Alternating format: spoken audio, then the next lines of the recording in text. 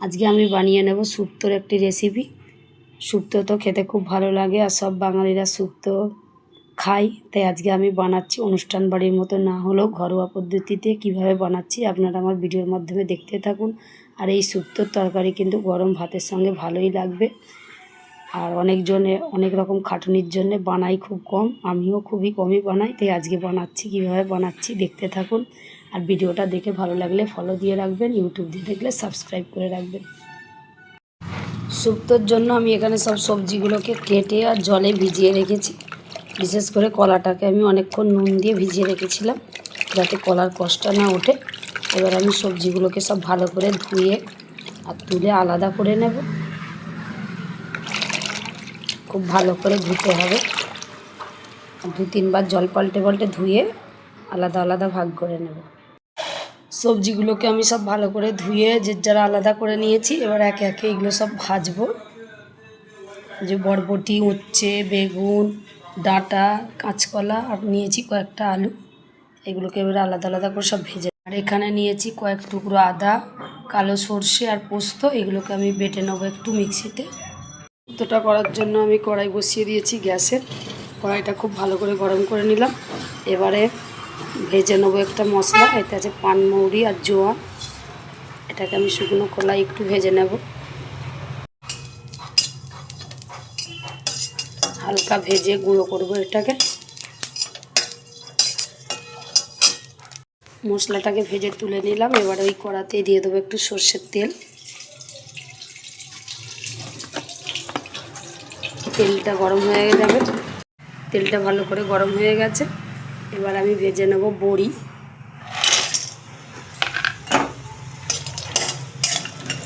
বড়িটাকে গ্যাসটা কমিয়ে আমি শক্ত করে একটু ভাজবো।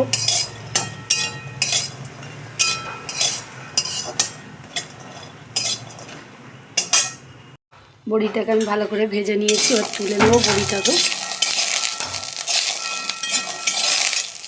এবার ওই কড়াতে তেল দিয়ে দিয়েছি, আমি বড়িটাকে তুলে তেলে সবজিগুলোকে ভাজবো। প্রথমে দিয়ে দেবো আলু, কেন আলুটা শক্ত, এই আলুটাকে একটু বেশিক্ষণ ধরে ভাজতে হবে।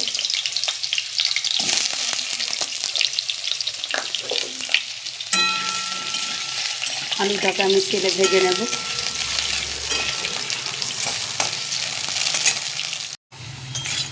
আলুটা অর্ধেক ভাজা হয়ে এসছে।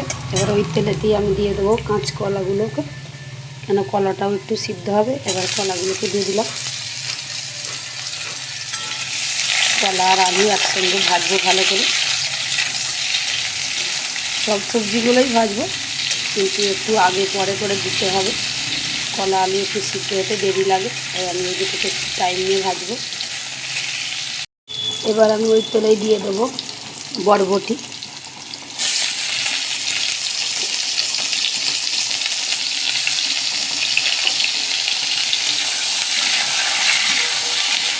বরবটিটাকেও ভাজবো একটু। এই সবজিগুলো অর্ধেক ভাজা হয়ে গেছে, এইগুলোকে আমি একটু সাইড করে এবার এতে যেই সবজিগুলো আছে দিয়ে দেবো। দিয়ে দিচ্ছি ডাঁটা,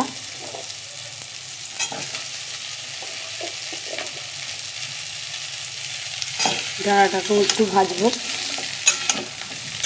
আবার ডাঁটা বেশি ভাজলে গলে যাবে, তাই হালকা হাতে খুন্তিটাকে আস্তে আস্তে নাড়িয়ে শুধু ভেজে নেবো একটু।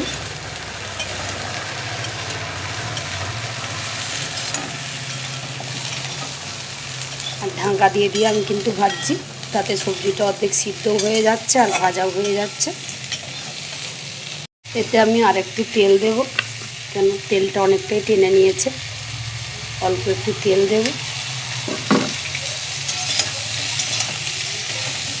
তুলে তুলে নিলে ভাজা ভালো হতো, কিন্তু তাতে আবার সবজিটা আলাদা সিদ্ধ করতে হতো, তাই আমি সবজিগুলোকে আর না তুলে ওর সঙ্গেই ভাজছি। এবার আমি এতে বেগুনটাকেও দিয়ে দেব। আমি কিন্তু এই সব সবজিগুলোকে একসঙ্গে ভেজে নিলাম ভালো করে, লাস্টে বেগুনটা দিলাম, কেন বেগুন খুবই নরম।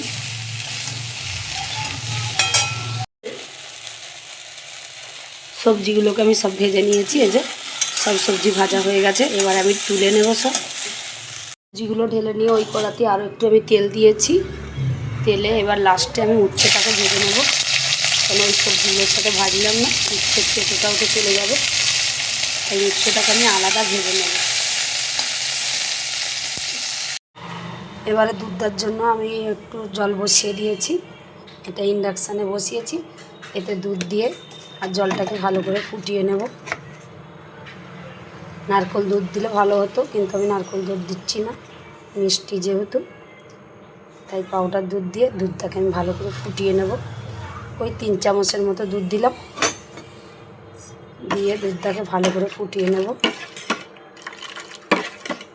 এই শুক্তোতে দেওয়ার জন্য। খুব ঘন করে ফুটিয়ে নেব। এদিকে উচ্ছে ভাজাটাও হয়ে গেছে, এটাকে আমি তুলে নেব। এবারে উচ্ছেটা তুলে আমি কড়ায় আর একটু তেল দিয়ে দিয়েছি। আজকে কিন্তু অনেকটাই তেল লাগছে, আর তেল বেশিও খাওয়া হয়ে যাবে। আর তেলটা দিয়ে এবারে ফোড়ন দিয়ে দেবো। দিয়ে দিলাম 5 ফোড়ন। ফোড়নটা ভালো করে হয়ে গেছে। এবার আমি বেটে রাখা কালো সরষে, আদা আর পোস্তটাকে একটু দিয়ে দেবো এর সঙ্গে গ্রেভির জন্য, দিয়ে ভালো করে কষাবো। এবার দিয়ে দেবো অল্প একটু হলুদ গুঁড়ো, কালারের জন্য হলুদটাকে দিচ্ছি।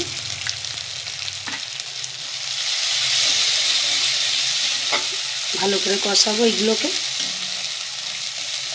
যেহেতু আদা তো আছে, আদার একটু গন্ধ আছে, আদাটাকে কষিয়ে নিলাম। এবার আমি জল দিয়ে দেবো। ফোড়নটা করা হয়ে গেছে, ফোড়নটা একটু বেশি হয়ে গেছে।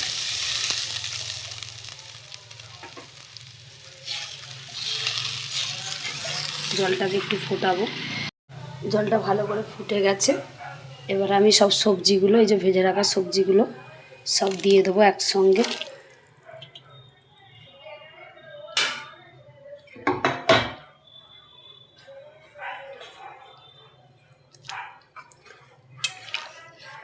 দিয়ে যতটুকু সিদ্ধ হতে বাকি আছে সিদ্ধ করবো একটু সবজিগুলোকে।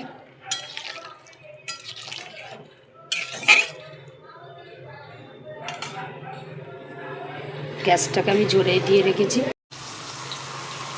এবারে এতে আমি দিয়ে দেবো যেটা বেটে রেখেছিলাম, পোস্ত সর্ষে আর আদা বাটাটা, এইটা দিয়ে দেবো সবটাই গ্রেভির জন্য। মিক্সারটাকে আমি জল দিয়েও একটু ধুয়ে জল দেব।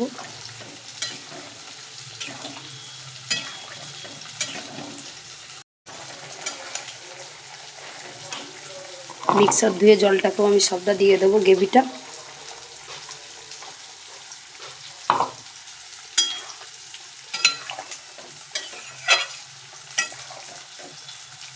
দিয়ে আবারও ঢাকা দিয়ে দেব। এবার উপর দিয়ে দেবো একটু নুন। আমি ভাজার সময় সবজিগুলোতে নুন দিইনি, তাই পরিমাণ মতো নুনটাকে দিয়ে দেব।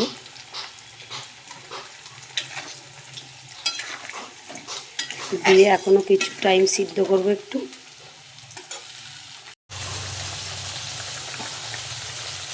অনেকটা গ্রেভি কমে এসছে। এবার আমি উপর দিয়ে দেবো ফুটিয়ে রাখা দুধটাকে আমি সবটাই দিয়ে দেব। দিয়ে সব একসঙ্গে মাখিয়ে দেবো।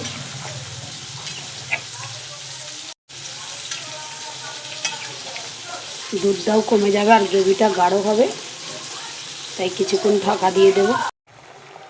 এবার আমি ভেজে রাখা বড়িটাকে দিয়ে দেবো।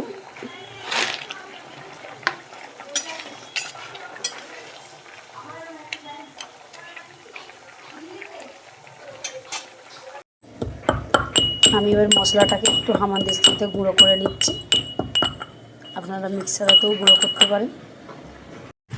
মশলাটাকে আমি দিয়ে দিলাম, গুঁড়ো করে রাখা মশলাটা আগে দিয়েছি, ওটা ভিডিও হয়নি। দিয়ে আর ভালো করে ঘেঁটে দিলাম, দিয়ে কিছুক্ষণ ঢাকা দিয়ে রাখবো, গ্রেভিটা আর একটু ঘন হবে। এবারে এর উপর দিয়ে দেবো আমি একটু